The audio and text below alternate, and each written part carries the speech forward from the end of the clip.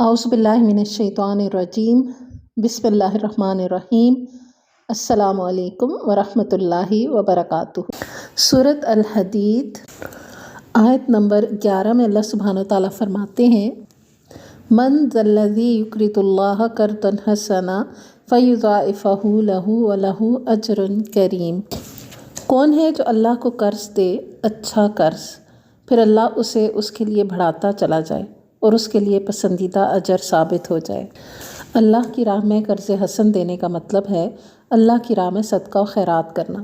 یہ مال جو انسان اللہ کی راہ میں خرچ کرتا ہے اللہ ہی کا دیا ہوا ہے، اس کے باوجود اسے قرض قرار دینا یہ اللہ کا فضل اور احسان اور اس انفاق پر اس طرح اجر دینے کا وعدہ ہے جس طرح قرض کی ادائیگی ضروری ہوتی ہے۔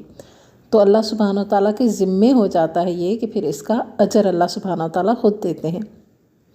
یوم تری المؤمنین والمؤمنات یسعی نورہم بین ایدیہم وبایمانہم بشراکم اليوم جنات تجری من تحتہا الانہار خالدین فیہا ذالک الفوز العظیم۔ قیامت کے دن تم دیکھو گے کہ ایماندار مردوں اور عورتوں کا نور ان کے آگے آگے اور ان کے دائیں جانب دوڑ رہا ہوگا۔ آج تمہیں ان جنتوں کی خوشخبری ہے جن کے نیچے نہریں جاری ہیں، جن میں ہمیشہ کی رہائش ہے، اور یہی بڑی کامیابی ہے۔ یہ عرصہ محشر میں پل صراط میں ہوگا۔ یہ نور ان کے ایمان اور اعمال صالح کا نور ہوگا جس کی روشنی میں وہ جنت کا راستہ آسانی سے طے کریں گے۔ یعنی پل صراط پر سے وہ اپنے اعمال اور ایمان کی وجہ سے جو ان کو نور عطا ہوگا، اپنے اپنے ایمان اور اپنے اپنے عمل صالح کے مطابق جتنا نور ملے گا اس کی روشنی میں وہ اس پل کو پار کرتے ہوئے جنتوں میں داخل ہوں گے۔ یوم یقول المنافقون والمنافقات للذین آمنوا انظرونا نقتبس من نورکم قیل ارجعوا وراءکم فالتمسوا نورا فضرب بینہم بسور لہ باب باطنہ فیہ الرحمہ وظاہرہ من قبلہ العذاب۔ اس دن منافق مرد اور عورت ایمانداروں سے کہیں گے کہ ہمارا انتظار تو کرو کہ ہم بھی تمہارے نور سے کچھ روشنی حاصل کر لیں۔ جواب دیا جائے گا کہ تم اپنے پیچھے لوٹ جاؤ اور روشنی تلاش کرو۔ پھر ان کے اور ان کے درمیان ایک دیوار حائل کر دی جائے گی جس میں دروازہ بھی ہوگا، اس کے اندرونی حصے میں رحمت ہوگی اور باہر کی طرف عذاب ہوگا۔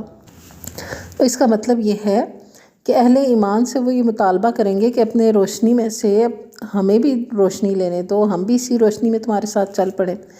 لیکن یہ چونکہ نور ایمان اور عمل صالح کا ہوگا تو یہ وہ ان کو نہیں دے سکیں گے۔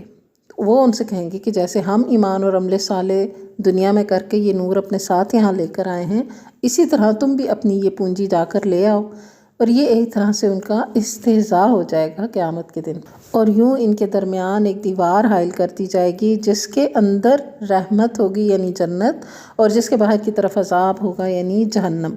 ینادونہم الم نکم معکم قالوا بلی ولکنکم فتنتم انفسکم وتربصتم وارتبتم وغرتکم الامانی حتی جاء امر اللہ وغرکم باللہ الغرور۔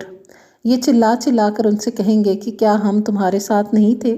وہ کہیں گے ہاں تھے تو صحیح، لیکن تم نے اپنے آپ کو فتنے میں پھنسا رکھا تھا اور انتظار ہی میں رہے اور شک و شبہ کرتے رہے، اور تمہیں تمہاری فضول تمناؤں نے دھوکے میں ڈال رکھا تھا، یہاں تک کہ اللہ کا حکم آن پہنچا اور تمہیں اللہ کے بارے میں دھوکہ دینے والے نے دھوکے ہی میں رکھا۔ اب یہاں چونکہ منافقین کا تذکرہ ہے تو وہ کہہ رہے ہوں گے کہ کیا ہم دنیا میں تمہارے ساتھ نہیں تھے؟ ہم تو تمہارے ساتھ ہی تھے۔ وہ کہیں گے تھے تو صحیح، لیکن تم فتنے میں پھنسے ہوئے تھے، تم انتظار کرتے رہتے تھے، اس بات کا انتظار کہ شاید مسلمان کسی گردش کا شکار ہوں، اور شک و شبہ کرتے تھے یعنی اللہ کے دین پر، اللہ کے دیے ہوئے آیات پر، ان دلائل پر جو دین میں ہیں ان پر شک و شبہ کرتے تھے، اور اپنی نفسانی خواہشات، ان تمناؤں میں شیطان نے تمہیں دھوکے میں ڈال رکھا تھا، اس لیے تمہیں اللہ تعالیٰ کی یاد ہی نہیں رہی۔ یہ ایمان اور عمل صالح کا نور جمع کرنے کا تم نے وقت انہی کاموں میں ضائع کر دیا۔ الغرض، آج نہ تم سے فدیہ قبول کیا جائے گا اور نہ کافروں سے، تم سب کا ٹھکانہ دوزخ ہے، وہی تمہاری رفیق ہے اور وہ برا ٹھکانہ ہے۔ اس کے ساتھ ہی اب سورۃ التحریم میں دیکھتے ہیں کہ اللہ سبحانہ و تعالیٰ نے فرمایا ہے آیت نمبر 8 میں، یا ایھا الذین آمنوا توبوا الی اللہ توبۃ نصوحا عسیٰ ربکم ان یکفر عنکم سیئاتکم ویدخلکم جنات تجری من تحتها الانہار یوم لا یخزی اللہ النبی والذین آمنوا معہ نورہم یسعی بین ایدیہم وبایمانہم یقولون ربنا اتمم لنا نورنا واغفر لنا انک علی کل شیء قدیر۔ اے ایمان والو، تم اللہ کے سامنے سچی خالص توبہ کرو، توبۃ نصوحا۔ یہ خالص توبہ کیا ہوتی ہے؟ نمبر 1، جس گناہ سے وہ توبہ کرے اسے ترک کر دے۔ نمبر 2، یہ کہ اس پر اللہ کی بارگاہ میں ندامت کا اظہار کرے۔ نمبر 3، یہ کہ آئندہ اس گناہ کو نہ کرنے کا پکا عزم رکھے۔ اور نمبر 4، یہ کہ اگر اس گناہ کا تعلق حقوق العباد سے ہے تو جس کا حق غضب کیا ہے اس کا ازالہ کرے، جس کے ساتھ زیادتی کی ہے اس سے معافی مانگے۔ محض زبان سے توبہ کر لینا کوئی معنی نہیں رکھتا۔ تو اللہ نے سب اہل ایمان کو سلامتی کا یہ رستہ دکھایا کہ اے ایمان والو، اللہ کے سامنے سچی خالص توبہ کر لو۔ قریب ہے کہ تمہارا رب تمہارے گناہ دور کر دے اور تمہیں ایسی جنتوں میں داخل کرے جن کے نیچے نہریں جاری ہیں، جس دن اللہ نبی کو اور ایمانداروں کو اور جو ان کے ساتھ ہیں ان سب کو رسوا نہ کرے گا۔ ان کا نور ان کے سامنے اور ان کے دائیں جانب دوڑ رہا ہوگا۔ وہ یہ دعائیں کرتے ہوں گے کہ اے ہمارے رب، ہمیں کامل نور عطا فرما اور ہمیں بخش دے، یقیناً تو ہر چیز پر قادر ہے۔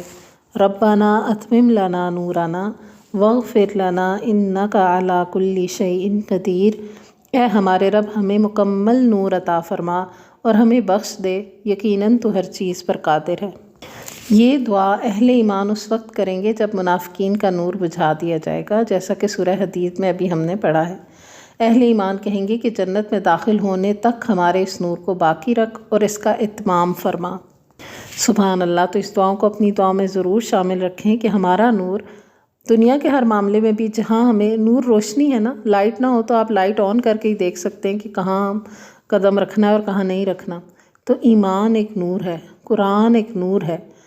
قرآن کی روشنی میں، قرآن و حدیث کی روشنی میں ہم زندگی میں دیکھتے ہیں کہ کہاں ہم نے کیسے بیہیو کرنا ہے، کیا کرنا ہے اور کیا نہیں کرنا۔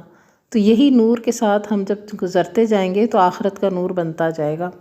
اور یہاں اگر سارے کاموں میں وہ نور ہمارا سلامت رہے گا، مکمل رہے گا، تو وہاں بھی انشاءاللہ پھر مکمل رہے گا۔ مگر اس کے لیے صرف اپنی کوشش ہی نہیں بلکہ اس کے ساتھ دعا بہت ضروری ہے۔ تو یہ دعا ضرور کرنی چاہیے، ربنا اتمم لنا نورنا واغفر لنا انک علی کل شیء قدیر، کہ روشنی ہمیشہ آخر تک ہمارے ساتھ رہے، ہمارے ساتھ اس کا اتمام ہو، کمپلیشن ہو، اس کے ہماری کمپلیشن، ہماری ڈیسٹنی تک پہنچنے سے پہلے اس نور میں کوئی کمی نہ آئے، یہ نور ہمارے ساتھ برقرار رہے۔ ربنا اتمم لنا نورنا واغفر لنا انک علی کل شیء قدیر۔ سبحان اللہ۔ تو ان سب دعاؤں کو اللہ تعالیٰ ہم سب اہل ایمان کے لیے بخیر و عافیت قبول و منظور فرمائے۔ وآخر دعوانا ان الحمد للہ رب العالمین۔ سبحانک اللہم و بحمدک، نشہد ان لا الہ الا انت، نستغفرک و نتوب الیک۔ والسلام علیکم ورحمۃ اللہ وبرکاتہ۔